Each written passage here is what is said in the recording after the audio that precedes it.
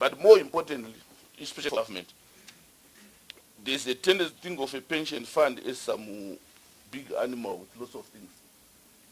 So what we say is, if a fund has got $100 million and 10,000 members, what is the average value per member?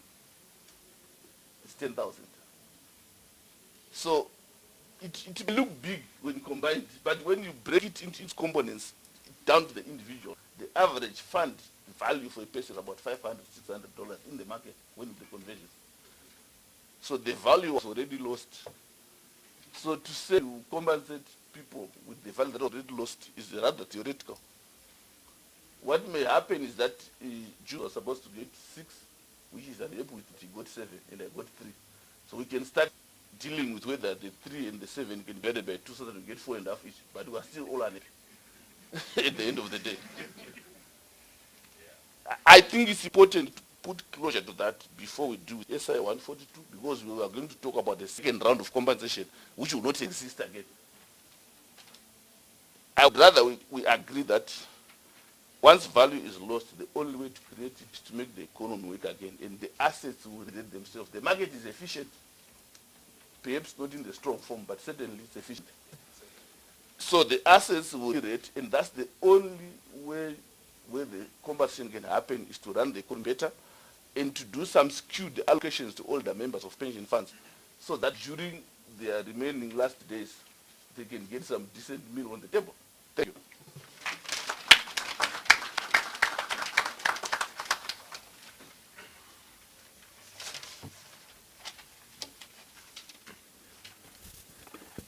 Thank you, Mr. Hoto. You said once in actuary, always what? In actuary. But thanks for those words. I think what we could pick out from there, or the takeaways, we started with the economics 101. I think we had to be reminded about the fundamentals that are within the economy and the issue of diversity in terms of confidence. I think as pension funds, this is an issue that we are battling with to try and bring back confidence for people to believe in pension funds again. I'm glad the regulator is here as well. I think there was an issue around swapping TBs for land so that we can preserve value. Looking at other ways in which we can invest going into the future, and also looking at extension of the terms of contract for policies that were written in USD, and also to allow for offshore investments. So I think at that juncture, the gloves had been taken off, and we were actually delving into the real matters. And I think at the end of the day, it's all around the economy. On that note, we would now want to go into our question and answer.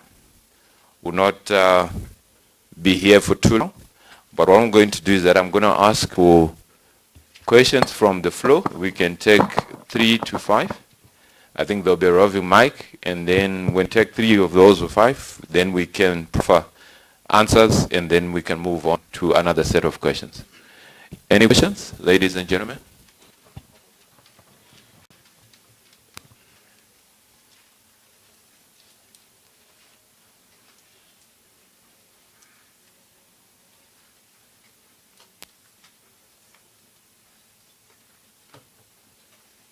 Any questions? Oh, there's one here.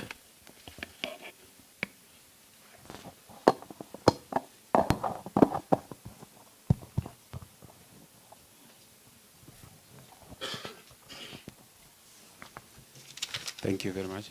My question is mostly directed to the Reserve Bank representative.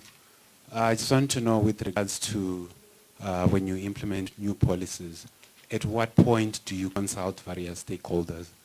We make the policies, or isn't before you make the policies, or after? Because it's a bit worrying inside. Thank you. All right, thanks for that. Another question?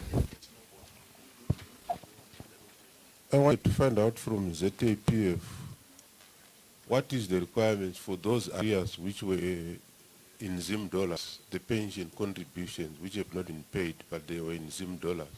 Now that we are in the Zimbabwean dollar, are we going to rate them, or we use Statutory Instrument 33, which says all balances prior to February 24 are on 1-to-1? Okay, thanks, sir. Any more questions from the floor? I'm looking in terms of investments, where the issue of preservation of value, you realize that pension funds will prefer to invest in land. Now I'm made to understand that conveyancing fees, they are still in US dollars.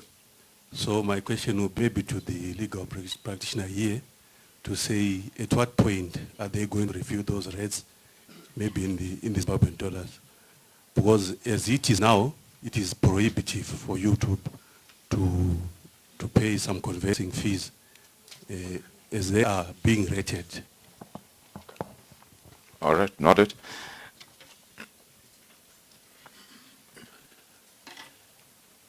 Yes, sir, you can proceed. Okay, my question is to Arabis.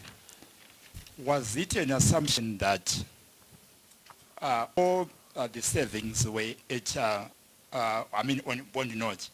Because if we remember very well that we have certain percent that we keep as investments in monetary value.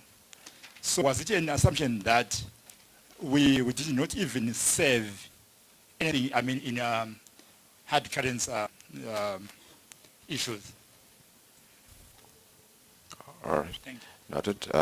One more, and then we answer. All right, thank you. My question is directed to I.C.A.Z. We know that there's been some discussion which has been ongoing concerning allowing the issue of partial commutation for pensioners. So we wanted to find out, in light of the recent development, are you still going ahead with this plan? I know that for most pensioners it appears to be a welcome development. So just like to hear from you on what is the current status. Thank you. All right, thank you, sir. All right, I'll ask my panelists to help me answer some of the questions. I think there were two questions that were raised to the Reserve Bank. Maybe, ma'am, you might assist me with the response to that.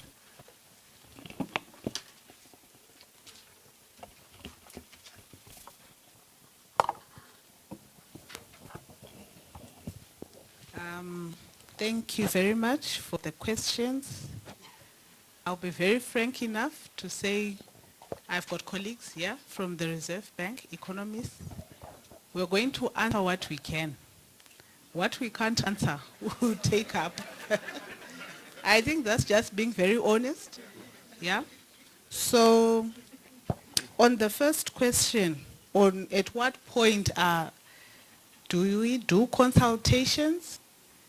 Yes, we do, prior to the issuance of policy. Depending on we do consultations with the stakeholders. And depending on the nature of the policy, you would appreciate that when it comes to monetary issues, it's not everything that you consult on. For example, SI 142, all of us, we woke up on a Monday. We got to work, and then there it was on social media. That one is not for consultation, that I can tell you. So it really depends on the nature of the policy. If, for example, I am speaking to, we're doing a policy on the administration of or treatment of export proceeds, and it pertains or relates to, say, the tourism sector, we will consult them. And what we then come up with might not be exactly probably what they were asking for, because there are other considerations which are made. But yes, we do consult. And then the other question, I did not get it very correctly. The gentleman at the back, he said, was it an assumption that the pension funds did not have savings in US dollars? I'm not very sure what the question was there. If I read it well, I think it will function to say at a certain point in time, people contributed in what they thought was US dollars. Yeah, so they are actually then saying that at the point of coming up with this particular law, now that everything else is being said is in RTGS, what then happened to that portion that I contributed in US dollars? Is that what you're saying, sir? Okay. Yeah, so I think for that one, it's not for the Reserve Bank. Really, it's for the... Thank you. I will try to answer that. I think the question must be to say that if you look at a typical pension fund, it will have, when the contributions come, they don't normally remain in monetary form. That's the first part. In a good, well-managed fund, assets, then there will be maybe stocks, then there will be properties, and the other alternative investments. So perhaps the question is to say, are we assuming that the monetary assets just became RTGS or Zimbabwe dollars? And I think the answer is yes. Thank you for being clear and very precise in your answer, Mr. Hoto. The next question was really to do with converting fees in USD. Right, Nobert, if you can. Thank you very much. For the avoidance of doubt, all lawyers' fees are denominated in Zim dollar. So in fact, I'm happy to announce that we also now have a tariff, which tariff we received 2 days ago in Zim dollars. So all our fees are in US dollars. For conversion, in Zim dollars, sorry, in Zim dollars. Yes, in Zim dollars. As regards conveyancing fees operate on a sliding scale. So it's a percentage. And the currency of use is Zim dollar. So conveyancing fees are in Zim dollars as well. So all our services are being rendered in Zim dollars. So the tariff that we use for conveyancing is a different tariff which is on a sliding scale in percentages. So if a purchase price is written Zim dollar, then you transact Zim dollar. Answer you there. If it's written US dollar, it follows. It's on a sliding scale. Because what you realize is even the tax component will be paid in US dollar. Even your stamp duty component will be paid in US dollar. So who am I in that particular transaction? If it's a US dollar transaction, it's a US dollar transaction. We separate it. But all our fees are denominated in Zim dollars. Yes. Thanks, Nobert, for that. I just wanted to add on conveyancing fees, because you'd still find that we have some purchasers who are outside the country. So where that happens, the purchaser is the one who pays the conveyancing fees. So this will be coming from offshore. Hence, to the firm, it is in foreign currency. So I think I just wanted to mention. Thanks for that clarification. I think for the pension funds, you're saying it's a locally institution. So we're looking at local currency on those conveyancing fees. So let's go ahead and have those valuations done. Then there were questions around the partial commutation from and also on area contributions. I have to give them across to Mr. Kakwere, even though today he had come in just to sit in and get to hear what people are saying. Mr. Kakwere, can you just give us a response? Thank you. Yeah, I just came to be a listener and taking what the gathering will be talking about, and then try and digest those and evaluate to say what are we doing as I.C.A.Z in response to what is being raised. There's the issue of partial commutation. Yes, there's discussion, and there's been discussion around that issue for some time now. when you're having a situation like this, one may argue that it may not be a good time to accept your pension. You may want to give it time to recover. But as mentioned earlier on, those nearing retirement age are worse off in terms of the time which they need to recover. But as a process, the last stage which we are actually at is to assess the impact of such partial, which will then determine what levels and the percentages which are going to be available. The option, actually, it is not a must, but it is an option which is going to be made available. But it also depends on whether there will be enough liquidity to support such a question. So that impact assessment is actually looking at what will be the impact particular to the liquidity. It is good that one pension fund can actually liquidate to pay pensions. But if the whole industry is going to do that, it is obviously going to have an impact on the stock exchange market, on the price of the equities. So all those things need to be taken into account for a final decision. The issue of the partial commutations which have been proposed. Then in terms of contribution areas, they've been recognized at one-to-one with the US dollar. There's no sort of revaluing of that to say because it was 100 when it was perceived to be US dollar contribution, TGS contribution, but at this stage there's no sort of recognition as in the case of legacy debt. However,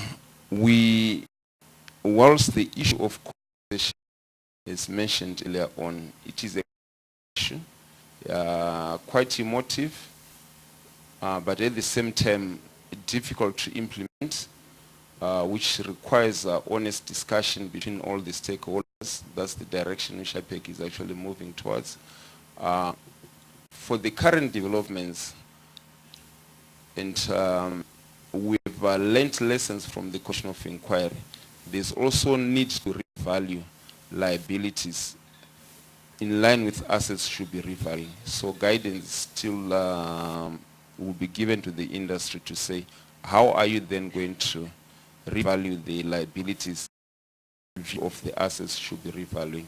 So at least some of the value may actually be retained if proper revaluation and apportionment of assets to the pension fund members is done. Thank you. Thanks, Mr. Actuary.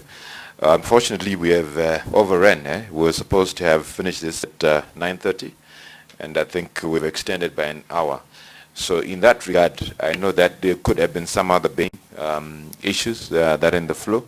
I think that can also come in to our ZAPF offices. You can send some of those via email, because what we seek to do is that after this engagement, we then want to come up with a paper, which is just taking now the submissions from industry with a view to then engage our regulator I.C.A.Z on some of the issues that were being talked about today as a result of some of the policies that we saw in our environment.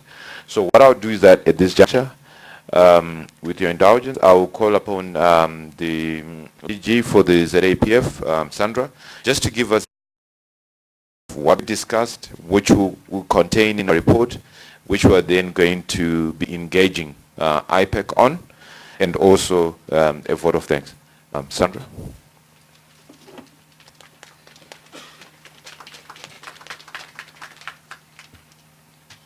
Good morning to you all.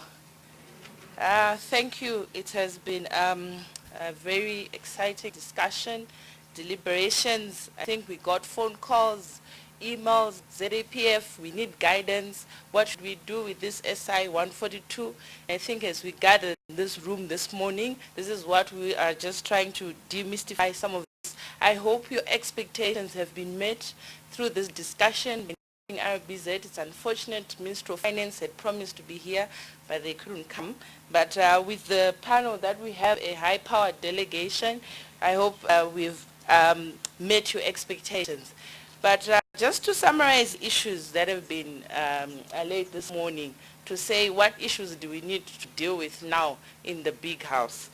Firstly, I think from a contractual point of view as pension funds, you really need to go back and look at your contracts and say, what are they denominated in US dollars, are they in dollars? What really needs to happen? You really now need to engage the legal minds to create those. And I think there's an issue that before we even talk about SI 142, we need closure to the Commission of Inquiry.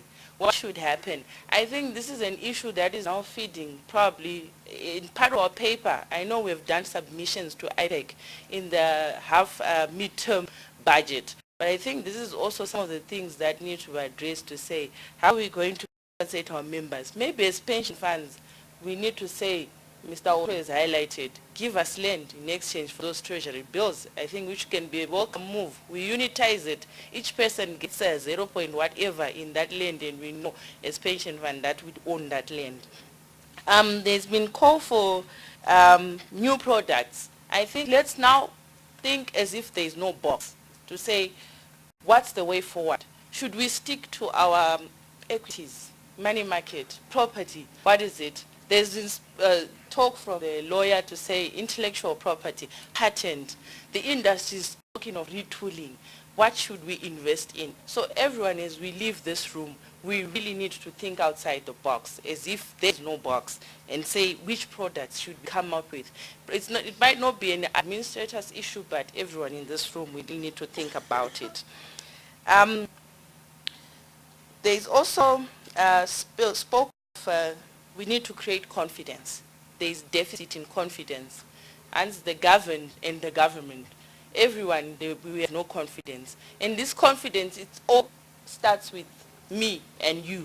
It all starts with us in this room, because we are the biggest investor in the country. Therefore, confidence starts with us in this room. And how do we build that confidence? This is what we now need to go and think about. Probably lastly, to say the last person that we are all representing is the member that we're going to pay. What does this all to them? How are we going to do it?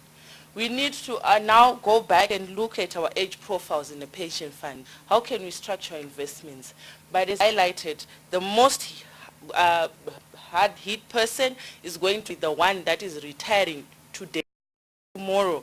In this short term, as we are in this confusion, or as we are in this uncertainty.